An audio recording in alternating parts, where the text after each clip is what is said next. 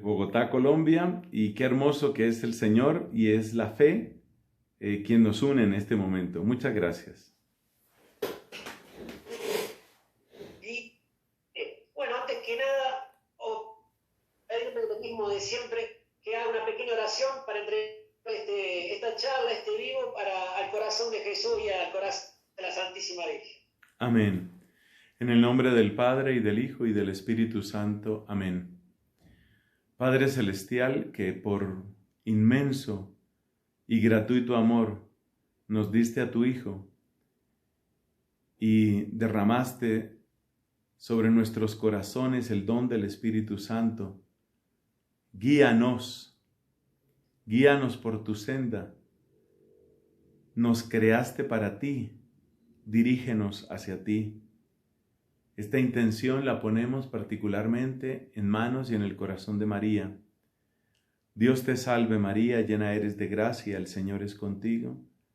Bendita tú eres entre todas las mujeres, bendito es el fruto de tu vientre Jesús. Santa María, Madre de Dios, ruega por nosotros pecadores, ahora y en la hora de nuestra muerte. Amén.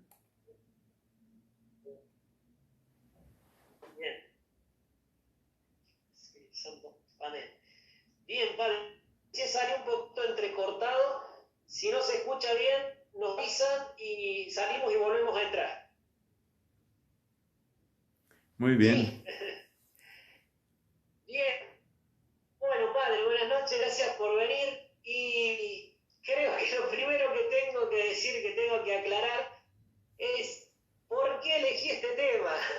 Sí. ¿Por qué hablar de la muerte y de la eternidad? Bueno, le cuento, Padre, que se ha armado una alusión tremenda. Yo hace meses que deseo hablar este tema con usted, e inclusive antes del primer, bueno, consideraba que era más importante en aquel entonces hablar de la formación católica. Bueno, la verdad es que es tanta revolución. Me pasaron tres cosas muy particulares. Cuando la gente me preguntaba quién pasó vivo, le decía que era Nelson. Y todos me decían, ¡oh, qué bueno, qué bueno! Me preguntaban de qué se iba a tratar el tema y les decía de la muerte, eternidad, pasaban tres cosas. Un grupo se quedaba callado, mudos, no sabía si habían fallecido, si estaba en una biblioteca. Bueno, el segundo grupo hablaba un idioma que yo nunca había escuchado, que era, me decía, así que, bueno, esas fueron las respuestas durante todos estos meses. Una persona que se dignó a hablar, entonces yo dije, bueno, esta persona me va a apoyar. Pero cuando abrió su boca me dijo, de la muerte, uno se muere y listo, ¿qué vas a hablar? Así que, bueno, Padre, realmente quedé como Jeremías, quedé solo, nadie me apoyó en este tema, ni familiares, ni amigos, gente de mi equipo. Así que bueno, es un deseo personal mío que quería hablar de este tema. ¿Por qué elegí este tema? Bueno, yo hace más o menos en el 2014, más o menos creo que Florencia, en esa convivencia que duró 6 días, hubo una contemplación donde nos teníamos que meditar solamente sobre la muerte y cómo afrontarla, cómo pedirle a Dios. Y la verdad que me pareció genial, a mí me llenó el alma, me hizo mucho bien, y desde ahí me he dado cuenta hace poco que desde ahí medito bastante seguido sobre la muerte, sobre cómo morirse, sobre cómo pedirle a Dios morirse, porque tengo la experiencia de mi padre y de mi abuela. Ellos le pedían de qué forma morirse y Dios se las concedió. Todas las cosas me parece fundamental hablar de este tema porque es el momento de nuestra vida, el momento más trascendente de nuestra vida, donde se juega nuestra eternidad. Por ese motivo me parecía fundamental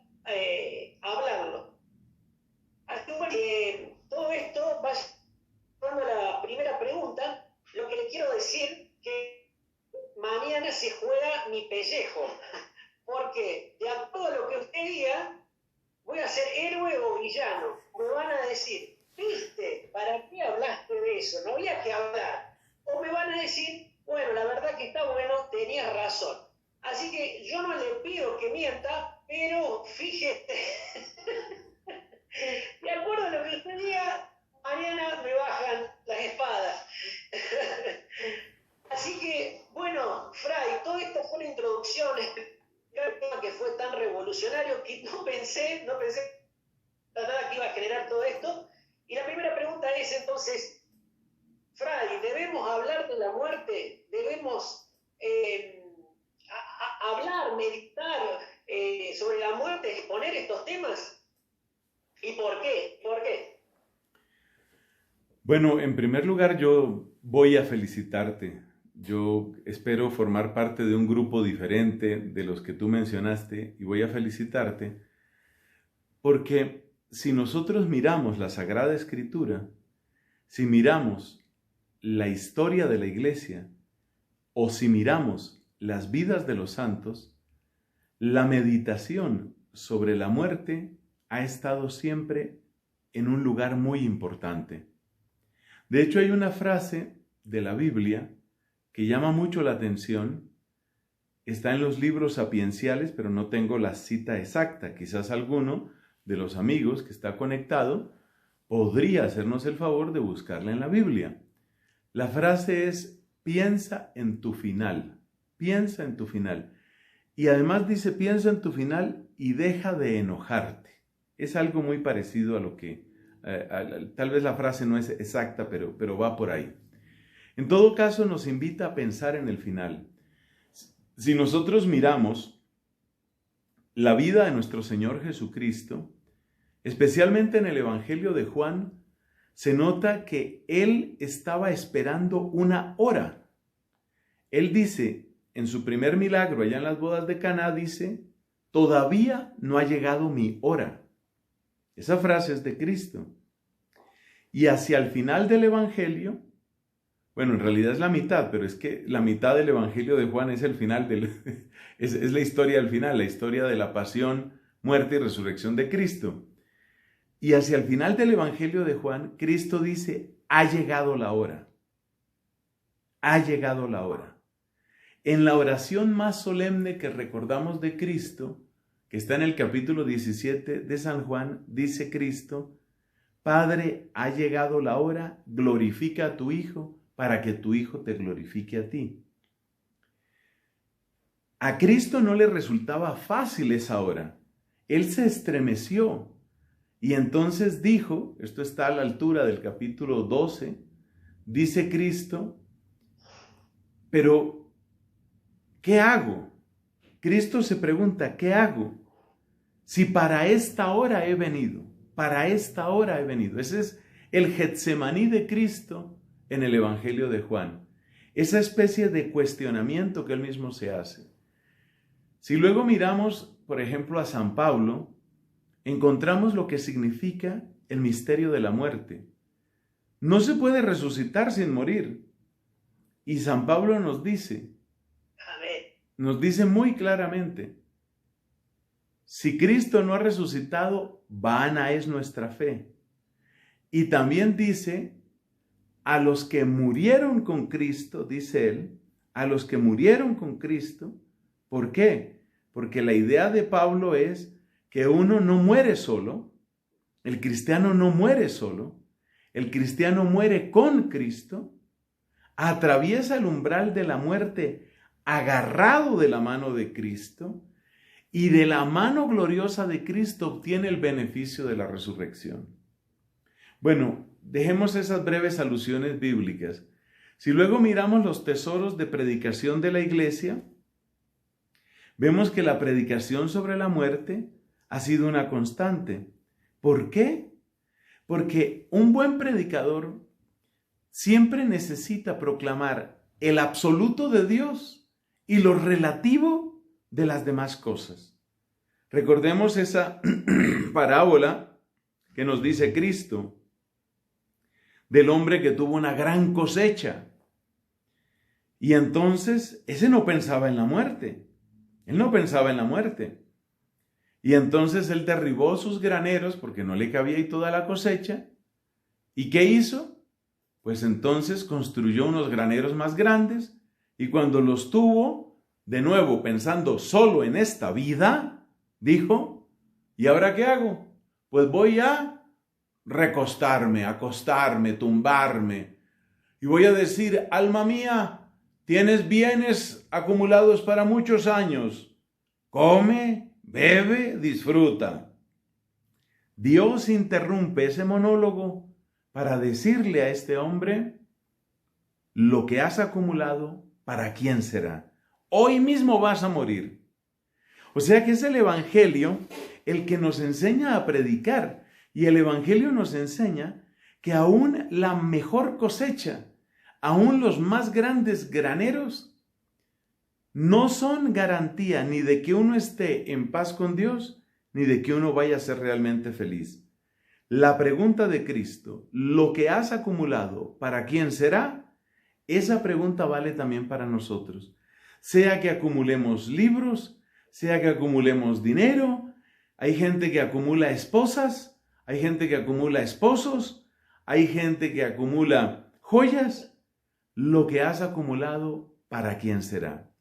Entonces, en la predicación de la iglesia ese tema está con frecuencia. De hecho, el modo, llamémoslo así, estándar de predicación en la iglesia era siempre la consideración sobre la muerte. A veces eso se presentaba de una manera demasiado terrorífica, con lo cual, pues, por supuesto, no tenemos que estar de acuerdo. Se presentaba de un modo trágico, de un modo... Era como una especie de evangelización a fuerza de miedo. Eso tampoco es buena idea. Pero que hay que recordar la muerte y que los santos recordaron la muerte, eso está claro. Solo voy a citar a dos. Recordemos a San Francisco de Borja. Él tenía gran admiración por una reina de aquel tiempo, no reina de belleza, sino reina que reinaba. Y esta mujer, que era muy bella, muy inteligente, muy poderosa, muy noble, murió. Era tiempo de verano, es una historia bien conocida. Era tiempo de verano y tuvieron que llevar el cadáver en larguísimo trayecto. Además, los vasallos de esta mujer querían verla para despedirse de ella. Entre los muchos vasallos se acerca Francisco de Borja, se acerca y resulta que el hedor del cadáver era una cosa impresionante. Y como ya empezaba a descomponerse, lo que había sido belleza ahora solo causaba horror. Y él sacó esta conclusión: de ahora en adelante no serviré a Dios, a Señor que se me muera. No serviré a Señor que se me muera. Y entonces se resuelve a servir al Dios vivo, porque ese no muere. O sea que una meditación sobre la muerte lo lanzó a entregarse completamente a Dios. El otro ejemplo que yo creo que tenemos que mencionar de cómo esta predicación sobre la muerte hace tanto bien, lo encontramos en la manera como hacía su promoción vocacional precisamente el fundador de los jesuitas. Francisco de Borja pues se hizo jesuita. El fundador, San Ignacio de Loyola, tenía una frase favorita y esa frase favorita era: ¿de qué le sirve al hombre ganar el mundo entero si pierde su alma? Esa fue la promoción vocacional que él le hizo, por ejemplo, a San Francisco Javier, al cual hay que mencionar porque hoy es el día de San Francisco Javier. Entonces, hay que mencionarlo. Y Francisco Javier llegó a ser el santo que fue por una meditación sobre la muerte, que le repetía mucho Ignacio de Loyola. Entonces, la meditación sobre la muerte, ¿cuál es el bien que nos trae? Nos ayuda a relativizar las cosas de este mundo, levantar nuestra mirada a la eternidad, pensar qué es lo que estamos haciendo realmente y tomar decisiones serias, profundas, verdaderas, permanentes. Así que sí que hay que hablar, digámoslo abiertamente, hay que hablar sobre la muerte. Por supuesto, hay que saber hablar sobre la muerte, pero hay que hacerlo. Bueno, antes de seguir con esto, agradecerle de corazón que mañana voy a poder salir a la calle. Sí. Me salvó la vida. Bueno, qué bien. Bueno, lo que me falta agregar, que me parecía importante hablar de la muerte, porque aunque no hablemos, no vamos a evitar la muerte. O sea, va a llegar. Así que, bueno, agregar eso solamente. Padre, bueno, ya expuso muy bien, muy claramente que importa la muerte. Entonces, la segunda pregunta es, ¿hay charlas, talleres de el dolor y la culpa, de la depresión y la ansiedad, el duelo por un ser querido, charlas de apologética, charlas de formación, charlas de la Virgen María, pero yo no veo charlas, talleres, seminarios para hablar de la muerte y me tengo que limitar a que una convivencia, hiciéramos una meditación o esperar en una misa el texto bíblico que usted nombró del hombre que acumula, o esperar también los textos bíblicos de las vírgenes prudentes que tienen que estar con las lámparas llenas de aceite, o tengo que esperar el texto bíblico de que el ladrón no sabe cuándo uno va a venir. Entonces, para escuchar algo de la muerte en algún momento, ¿por qué no se habla de la muerte como se habla de otros temas? De la propia muerte, no superando la propia muerte. Tu pregunta es Si es tan importante. muy buena, muy buena. Está claro que el tema es importante. ¿Por qué no se habla de él? Yo creo que nuestra cultura maquilla, esconde y huye del misterio de la muerte. Y creo que antes de entrar de lleno en la respuesta, es necesario justificar lo que acabo de decir. Observemos, por ejemplo, esto. Estamos en una situación de pandemia lamentable. Hay fallecidos, se cuentan por miles en muchos países. Aquí en Colombia, por ejemplo, ya van más de 35,000 fallecidos por COVID-19, aunque ya sabemos que esas cifras hay que ponerles interrogante, porque hay toda una discusión sobre muchos temas de esta pandemia. Pero ¿a dónde voy yo? A que en varios lugares se han hecho ceremonias a las que se llama homenaje a las víctimas de COVID-19. Observemos la palabra que se utiliza, la palabra homenaje. Entremos un poco en crítica de esa palabra. ¿Qué es un homenaje? Pues propiamente un homenaje es el reconocimiento público de lo que alguien ha hecho bien.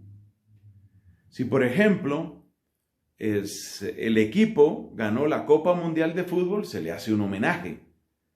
Si un científico ha tenido un logro muy grande y tiene el premio Nobel, entonces se le hace un homenaje. Pero fíjate qué palabra tan mal usada, homenaje a las víctimas. Y se pregunta uno, por supuesto que tiene que haber un montón de gente muy buena, muy buena, no los estoy criticando. Y de hecho, pues algunos allegados han fallecido. Pero, ¿qué significa la palabra homenaje? Que queremos omitir la parte dolorosa, queremos omitir la parte dramática, que es también la parte trascendental, y queremos quedarnos únicamente con una especie de sabor dulce, que es para consumo nuestro, porque al difunto no le aprovecha en absoluto. Los homenajes no aprovechan en absoluto al difunto.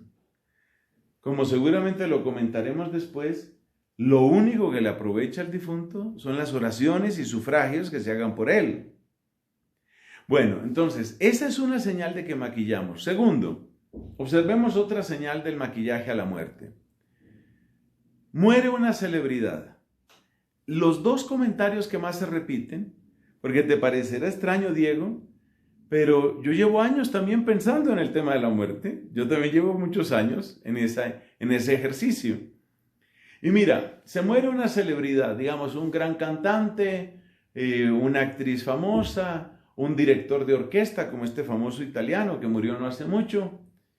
Y entonces los dos comentarios que más se repiten son los siguientes. Primero, murió haciendo lo que le gustaba. Murió haciendo lo que le gustaba. Esa es una. Y el otro comentario es lo que esa persona significó para mí. Es decir, los buenos ratos que compartimos, su manera de ser extraordinaria, etc. Lo que se está haciendo ahí es simplemente esquivando el terrible misterio de la muerte. Eso es lo que se está haciendo. Se está esquivando el misterio de la muerte. ¿Por qué? Porque se presenta simplemente como ocasión para recordar o se presenta como un elogio de la subjetividad humana. Murió haciendo lo que quería. Y es trágico porque muchas de esas personas llevaron vidas escandalosas, atormentadas, vidas en soledad, vidas que realmente reclaman de nosotros un acto de amor, de misericordia. Y esa misericordia no se les da a los difuntos. Entonces vivimos en una época en la que se está maquillando, se está escondiendo, se está evitando a toda costa la muerte. Pero a partir de estos ejemplos que hemos dado, yo creo que se puede comprender un poco por qué eso sucede. Tengo para mí que son principalmente 3 razones. La primera razón es porque al hablar de los homenajes a las víctimas, o al hablar de que murió lo que quería hacer o lo que le gustaba hacer, o al hablar de que, qué buenos ratos yo pasé con ese actor o con esa cantante o lo que sea, al hablar de esa manera, estamos haciendo el elogio de la subjetividad. Es decir, en el fondo nuestra sociedad ha quitado a Dios del centro y ha puesto en el centro al ser humano. Es el ser humano entronizado.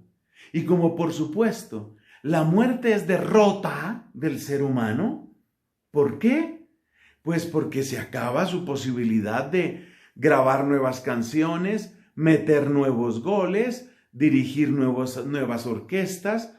Como la muerte marca un final, la muerte tiene una cara de fracaso para ese hombre que se ha autodivinizado.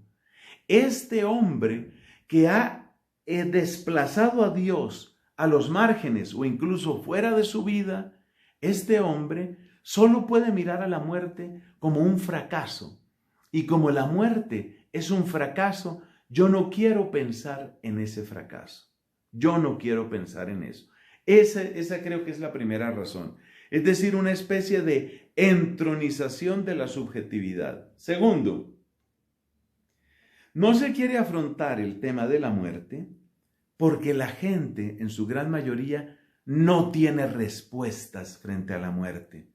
Las respuestas frente a la muerte nos las da Cristo. Las respuestas frente a la muerte nos las da la fe, nos las da la Iglesia.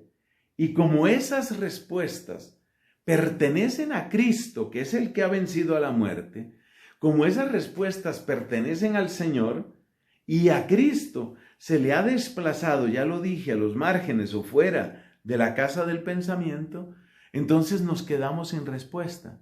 Como no hay respuesta, preferimos cambiar el tema, que es la estrategia más inútil, más infantil, más inmadura. Que tú me preguntes algo y que yo te cambie el tema, ¿qué está indicando? Pues una terrible inmadurez. Entonces, esa es la segunda respuesta para mí. No queremos afrontar la muerte porque no tenemos respuestas. Y no tenemos respuestas porque hemos sacado a Dios de nuestra vida. Tercero, creo que evitamos la muerte por un impulso que brota de lo más profundo del corazón humano.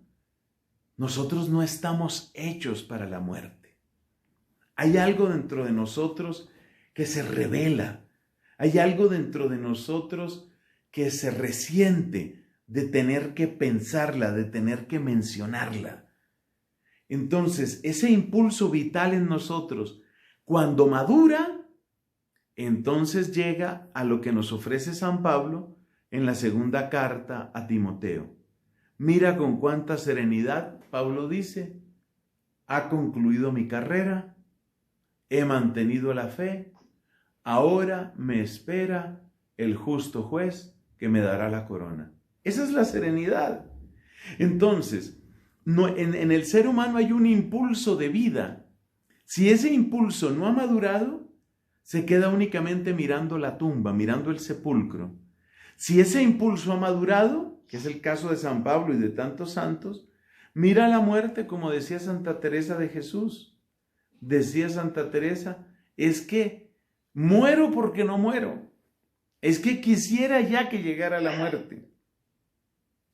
Entonces, las 3 respuestas mías a por qué esquivamos la muerte son las siguientes. Primero, esquivamos la muerte porque tenemos entronizada la subjetividad humana, y desde el trono, desde la subjetividad humana entronizada, solo podemos ver la muerte como un fracaso. Segundo, rechazamos la muerte porque toda nuestra soberbia se queda sin respuestas. Las respuestas las tiene el resucitado. Y como hemos desplazado a Dios, nos hemos quedado sin respuesta. Entonces, infantilmente esquivamos la pregunta. Y tercero, estamos inmaduros. El impulso vital que hay en nosotros está inmaduro. Solo madura a la luz del misterio de Cristo. Y cuando ya madura, indudablemente nos remece. Claro que nos remece el misterio de la muerte. Pero, aunque nos remezca, sin embargo, nosotros logramos esa paz, esa acogida, esa serenidad. Creo que esas son las razones principales. Bien. Bueno, Padre, gracias porque me ha confirmado y me ha dado argumentos, porque me suele pasar, cada vez que voy a un velorio, a mí me interesa rezar el rosario, pero bueno, encuentro los dolores lógicos, las lágrimas lógicas, también encuentro los elogios de la subjetividad, como dijo usted, y cuando alguien está en el cajón se transforma en santo mágicamente.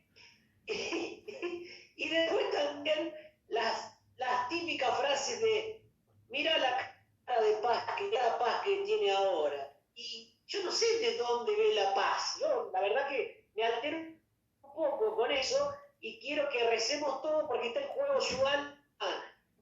Recemos que está en juego su alma. Así que bueno, vivo voy a llevar a cada velorio que me toque ir. Bueno, pues ya ves, sí. Y fíjate que esos elogios son más para nosotros que para el difunto. Bien lo dices, al difunto no le sirven.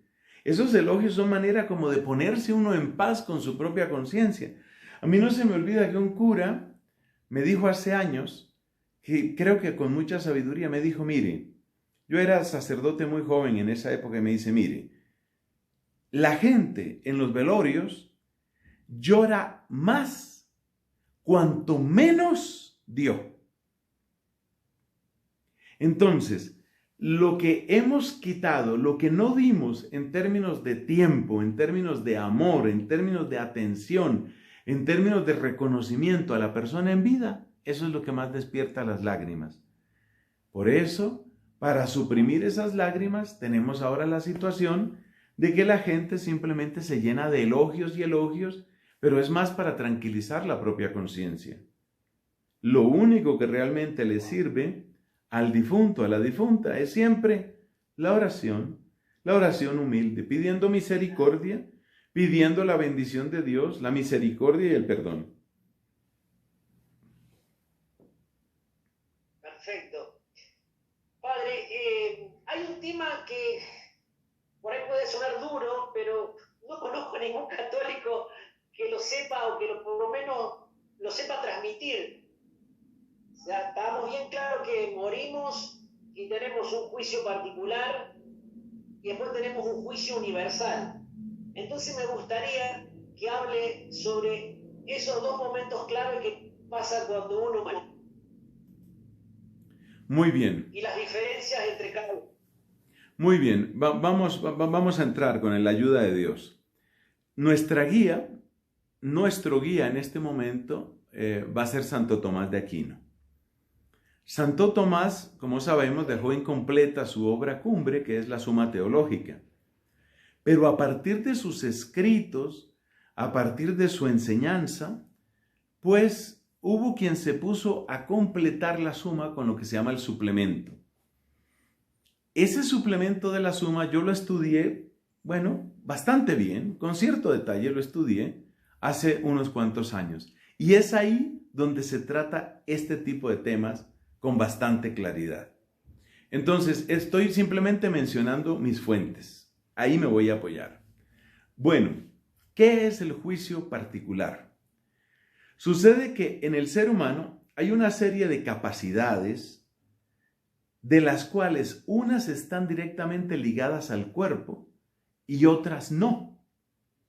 Por ejemplo, sentir es algo que está ligado al cuerpo. De hecho, el uso de nuestros órganos de los sentidos está ligado al cuerpo.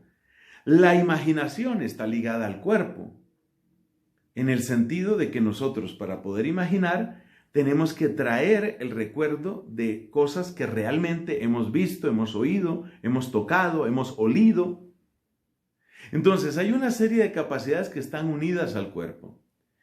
Pero hay dos facultades que pueden obrar con cuerpo o sin cuerpo. Y esas dos facultades son la inteligencia y la voluntad. ¿Por qué sabemos esto? Porque la inteligencia, cuando comprende una verdad, no necesita del dato específico de la imagen de donde tomó esa verdad. Esto es un poquito abstracto, pero ténganme paciencia, por favor. Mire cómo se argumenta. Donde el ejemplo más fácil es el de las matemáticas. Si yo hago una demostración, como efectivamente es posible hacerla, de que la suma de los ángulos de un triángulo siempre es 180 grados, la comprensión de esa verdad ya no se refiere a este triángulo que vi, a este otro triángulo o a este triángulo.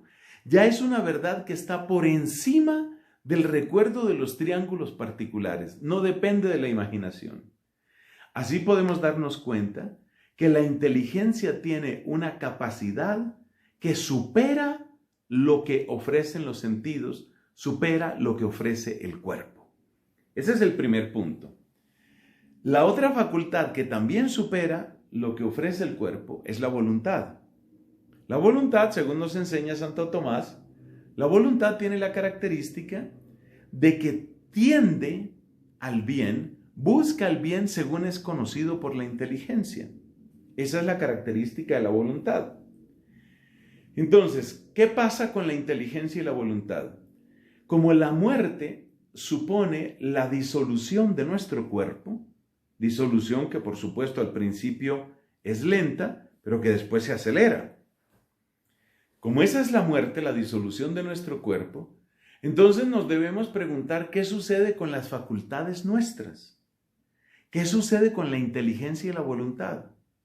Y nos damos cuenta que ni la inteligencia ni la voluntad desaparecen por el hecho de que se dé la disolución del cuerpo. Eso quiere decir que después de la muerte, porque la muerte atañe al cuerpo, después de la muerte, nosotros seguimos anhelando el bien. Y después de la muerte, nosotros tenemos capacidad de recibir la verdad. Entonces, ¿qué es el juicio particular? El juicio particular es una especie de conocimiento por reflejo. Es como si yo me vuelvo sobre mí y veo lo que he sido, lo que yo he sido. En esa luz, que es una luz plena que Dios da, la persona comprende profundamente la verdad de su ser. Y en esa comprensión profunda, es ahí donde se dan las decisiones también definitivas. ¿Por qué? Porque la persona en ese trance de muerte, cuando está viendo la realidad de su vida, esa es la persona que puede apelar a Dios, que así sea la muerte tuya y la mía y la de todos, apelar a Dios y decirle, te necesito, apelar a Dios y decirle, ten misericordia de mí, apelar a Dios y decirle, me fío de ti, creo en ti, confío en ti. O la persona que en ese momento se encierra en sus opciones egoístas, incrédulas, falsas, arrogantes, y entonces se opone a Dios. Esa persona que no quiere oponerse, que no quiere aceptar a Dios y que se opone a Él, esa persona queda metido como en una especie, ¿cómo podríamos describir esto? Queda metido como en una especie de espiral que no acaba, en un absurdo que no muere y en un dolor que jamás termina, porque su voluntad sigue apeteciendo el bien, pero al rechazar al bien por excelencia, que es Dios, esa persona se está marginando para siempre de ese bien. Y es ahí donde hablamos de infierno. Entonces, el juicio particular solo lleva a dos cosas, o con Dios o contra Dios. Si es contra Dios, la persona queda como recomiéndose infinitamente, la persona queda como negando continuamente la mentira que acaba de decir. Tú imagínate una persona que dice una mentira tonta y trata luego de salvarla con otra mentira más absurda y después de esa dice otra mentira y mientras tanto niega a su corazón el bien absoluto y precioso que es únicamente Dios.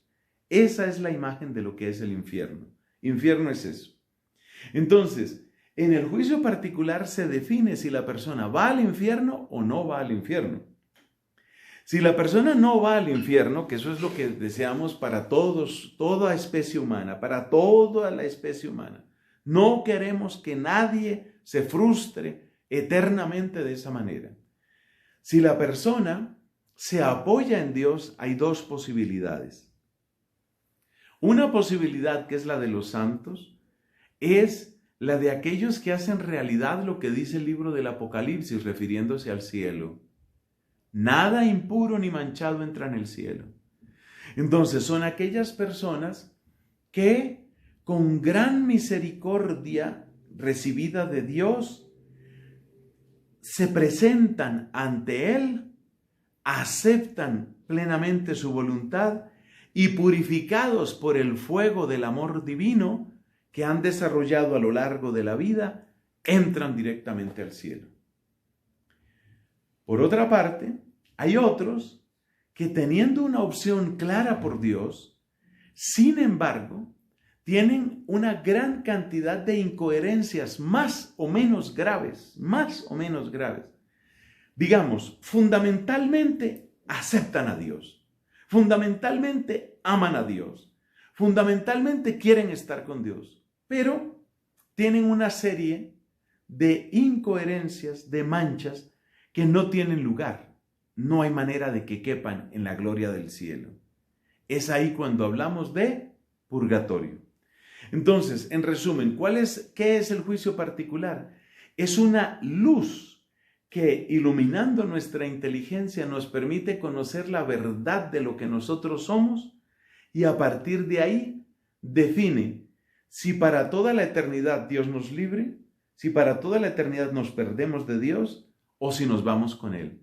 Y si nos vamos con Él, dependiendo de si está realmente purificado ese corazón de tal modo que cumpla el primer mandamiento de la ley de Dios, que de verdad ame a Dios sobre todas las cosas, que lo ame de ese modo. Si esa persona está ahí, a la gloria del cielo.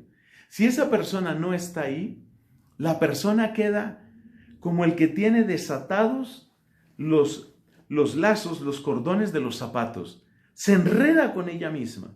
El purgatorio es como una especie de enredarse la persona con ella misma. Sabe a dónde quiere ir, pero se ve impedida por su propia imperfección, por su propia incoherencia. Ese enredo de la persona consigo misma hace que la persona quede como prisionera de su propio tiempo, como que no termina de entrar en la eternidad. Pero de esa condición que llamamos purgatorio se puede salir. De esa condición la persona puede salir, claro que puede salir. ¿Y cómo puede salir la persona de esa condición?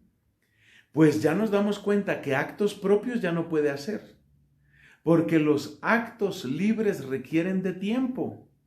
Todo acto libre requiere de una decisión, y una decisión requiere de tiempo, y en la muerte ya no hay tiempo. Entonces, estas personas, a quienes llamamos almas del purgatorio, nuestros hermanos difuntos, estas personas quedan en absoluta dependencia del amor, las oraciones, los sufragios que hagamos los que estamos vivos. Nosotros, iglesia que peregrina, sí podemos ciertamente hacer esa oración por ellos, darles ese amor, y como tenemos una unión que se llama comunión de los santos, nosotros podemos apresurar la entrada de esos hermanos en el cielo. Hasta ahí vamos con el juicio particular. Luego doy espacio para inquietudes o preguntas que quieras hacer. Y luego, ¿qué es entonces el juicio universal? Porque daría la impresión de que el juicio particular ya define todo. El juicio particular ya define si la persona está con Dios o contra Dios. Ya se supone que eso debería bastar. Pues mira qué pasa esto. Y esta me parece que es la parte más brillante de la explicación de Santo Tomás. Nuestra vida tiene consecuencias. El bien que hicimos tiene consecuencias. El mal que hicimos tiene consecuencias. Pero las consecuencias no paran, no se detienen. Pensemos, por ejemplo, en consecuencias negativas. Para mí un ejemplo muy significativo, tal vez por mi propio oficio, un ejemplo muy impactante y muy significativo, es el de los predicadores, los escritores, los maestros, los filósofos. Pensemos en el caso, por ejemplo, de un filósofo como Nietzsche, que dedicó muchísimas horas de su vida a reflexionar en contra de la iglesia, en contra de Cristo, en contra de la fe. Y luego plasmó esos pensamientos, los plasmó en páginas, en publicaciones que siguen circulando. Eso sigue vivo. Entonces ya Nietzsche, Federico Nietzsche por supuesto, ya él tuvo su juicio particular. Y a nadie le deseamos condenación, ni a él ni a nadie. Ya él tuvo su juicio particular. Pero las consecuencias de lo que hizo Nietzsche, por ejemplo, con sus obras, siguen dañando, siguen envenenando. Hace años, pueden ser fácilmente unos 15 años o cosas así, una cosa parecida. Me encontré con un joven que vino aquí a este convento donde yo vivo. Y las dos lecturas favoritas de este hombre eran de dos ateos, realmente misántropos, Arthur Schopenhauer y Federico Nietzsche. Este hombre, que había recibido la fe católica en su infancia, a esas alturas de su vida, en ese momento él tenía como unos 20 años, a esas alturas de su vida era ateo y con un resentimiento, con un veneno hacia las cosas de Dios. Veneno que había recibido ¿de quién? De Schopenhauer y de Nietzsche. Pero está también el otro ejemplo. El ejemplo de los que han hecho bien. Pensemos en personas que hemos mencionado en esta conversación, como un San Pablo. San Pablo, pues vivió hace 20 siglos, pero sus escritos nos siguen haciendo bien. Y si este planeta y si la raza humana dura 10 siglos más, San Pablo seguirá haciendo bien a otras personas. Entonces, ¿qué es el juicio final? El juicio final no cambia la esencia. Esta es una enseñanza católica vital. El juicio final no cambia la esencia del juicio particular. No lo cambia. En absoluto. Es decir, no es una segunda instancia, como se dice en derecho. No es que en el primer juicio le fue mal, pero luego hay apelación, no. O le fue bien, pero luego aparecieron unos agravantes, tampoco. El juicio final es la aparición, de nuevo es un acto en la inteligencia. Es la presentación ante nuestra conciencia de todas las consecuencias de lo que hemos hecho con nuestra vida, pero sobre todo, cómo esas consecuencias han tenido repercusión en otras personas, en la historia de la humanidad. Parece pequeño, pero cada uno de nosotros, lo mismo que un barco en el lago o en el mar, cada uno de nosotros va dejando una estela. Una estela. Y esa estela, ya el barco se fue, pero el oleaje sigue. Se hace más tenue tal vez, se mezcla con el oleaje de otros barcos, pero ese movimiento sigue. Entonces, el juicio universal es la aparición de todas las consecuencias de nuestros actos. Todo lo que yo hice, bueno y malo, finalmente tuvo consecuencias. Y esas consecuencias de nuestros actos son las que aparecen ahí.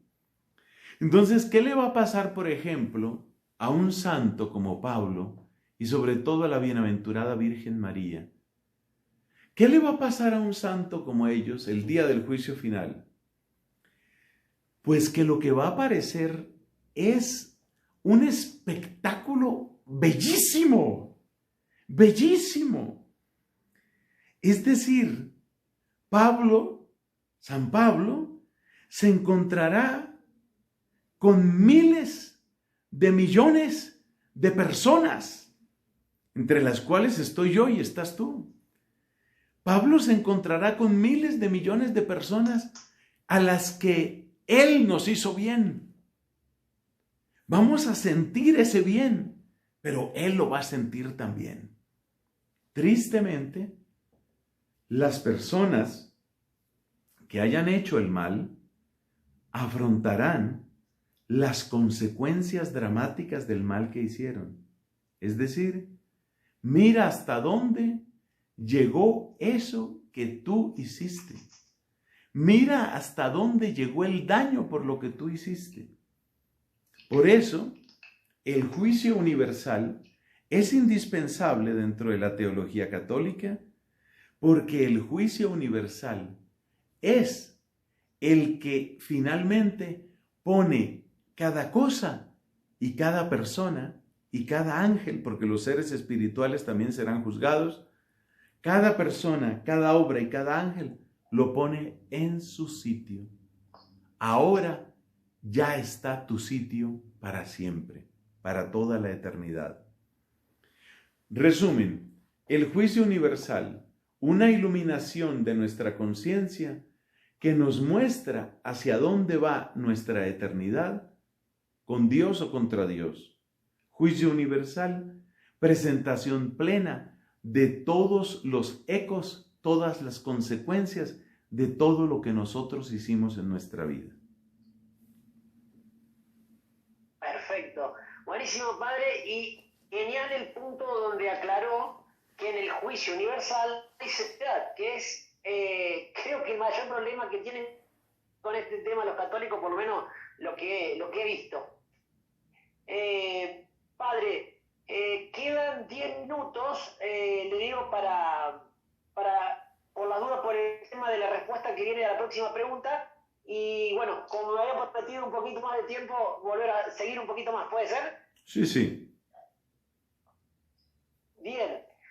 Padre, le comento, este año me ha sucedido de personas que quiero mucho, muy cercanas, estaban esperando un hijo y no llegó a término, se han muerto a los 2 meses, a los 3 meses. Entonces me consultaban dónde estaba este niño. Bueno, hasta donde yo sé de la doctrina católica, estos niños que no han nacido, que no han llegado a nacer y no están bautizados, lógicamente, están en un lugar llamado limbo. Me gustaría que nos hablara sobre ese estado y qué sucede con esos niños, porque estoy seguro que estas personas están viendo el video o lo verán después y creo que estaría bueno conocer sobre este tema. Sí, la época en la que vivimos, estimado Diego, es una época en la que, por supuesto, la reflexión teológica sigue avanzando. Y uno de los grandes campeones, una persona que es una referencia permanente de teología sana en la iglesia, es el Papa emérito, el Papa Benedicto. Es un hombre impresionante, impresionante. Me apoyo en él. Él ha escrito sobre este tema. Y básicamente lo que responde Joseph Ratzinger, a quien conocemos también como Benedicto XVI, lo que responde Ratzinger es, en realidad no necesitamos de la hipótesis, oye las palabras que utiliza, la hipótesis teológica del limbo. No llegó él como teólogo, ni tampoco como papa, a decir el limbo no existe. No llegó a eso. Pero dijo la frase más fuerte que está debajo de esa. Y la frase más fuerte debajo de esa es, no se necesita la hipótesis teológica del limbo. No se necesita. ¿Por qué dice Benedicto que no se necesita? Porque la condición de estos niños que no tienen ningún acto voluntario que los aparte de Dios, y por eso sería injusto que se condenaran, la situación de estos niños realmente se parece a la situación de las personas que sin culpa propia no supieron nada de Cristo ni de Dios. Pensemos en esas tribus apartadas que no tienen ninguna noticia de Cristo. ¿Podemos nosotros orar por esas personas? No solo podemos, debemos hacerlo. Debemos hacerlo.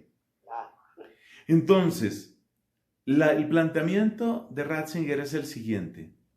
Si esas personas que llegaron incluso al uso de razón pueden ser destinatarios de nuestro amor y oraciones y pueden salvarse, ¿qué podría impedir una esperanza semejante para estos niños? Ese es el planteamiento. Entonces, si nosotros podemos hacer esa oración por estas personas, y la hacemos de hecho, estamos convencidos de que estos niños también pueden salvarse. Ahora, ¿se salvan por qué? ¿Se salvan por méritos propios? Claro que no. Ellos, lo mismo que todos, se salvan en virtud de los méritos infinitos de la pasión de nuestro Señor Jesucristo. Si ellos se salvan en virtud de esos méritos infinitos, ¿qué es lo que estamos diciendo? Estamos diciendo que lo que a nosotros nos corresponde es entregarlos a la misericordia de Dios, orar por ellos. Son personas humanas, como tú y como yo, personas humanas, que son destinatarios convenientes y adecuados de nuestra oración. Oramos por ellos y le pedimos a Dios que les conceda contemplar la gloria de su rostro. En resumen, no parece necesario insistir en la hipótesis del limbo. Podemos, digamos, dejar serenamente de lado esa posibilidad y simplemente pensar que desde que hay persona humana es posible la oración, es posible entregar a la misericordia de Dios y es lo que hemos de hacer por ellos.